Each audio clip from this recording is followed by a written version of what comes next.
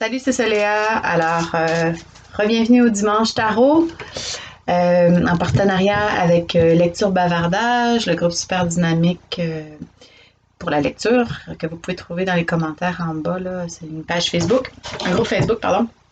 Donc, je vais tirer une carte qui va nous donner un peu les énergies de la semaine du 27 septembre. Puis, ben, après, dans les commentaires, vous pouvez écrire, ça vous fait penser à quel personnage, quel livre, qu'est-ce que ça vient toucher en vous. Puis après ça, ben, ça va créer des discussions. Puis ça va être le fun. Donc, voilà. Alors, on y va tout de suite. Les énergies pour la semaine du 27 septembre 2020. Je peux dire que cette semaine, avec la Lune, la semaine passée, là, c'était intense. Hein? On a traversé des trucs quand même dans l'inconscient collectif qui était bah. Fait que je suis bien curieuse de voir ce que la semaine du 27 septembre nous réserve. On y va tout de suite. Ah, ça va être celle-là ici qui va nous guider pour cette semaine. Ouh!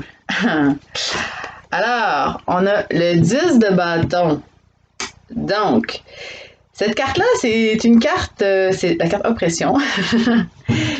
On voit ici derrière, dans les bâtons, on a le feu là, qui est là, puis qu'il y a une espèce de puissance qui est dégagée par les 8 bâtons qui sont enlignés, comme quelque chose qui est prêt à sortir, mais on a une hésitation.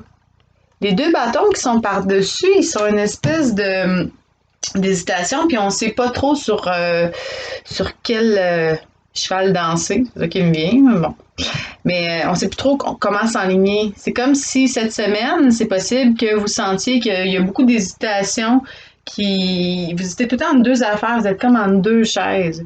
Puis ça, ce que ça crée, ben c'est le fait on n'avance pas, notre feu est bloqué. Donc, soyez juste attentifs.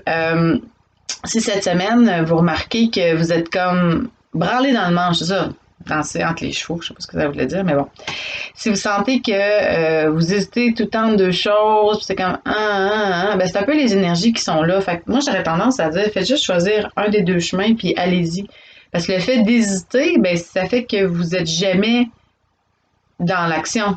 Tu sais, ça, c'est une carte d'action, créativité, spiritualité, mais là, vous êtes comme coincé.